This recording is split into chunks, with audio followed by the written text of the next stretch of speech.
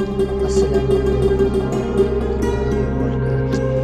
আল্লাহ তাআলা পবিত্র কোরআনে এবং বিভিন্ন হাদিসে ঘোষণা করেছেন যে জান্নাতের ফুলগুলো এতটাই সুন্দর হবে যে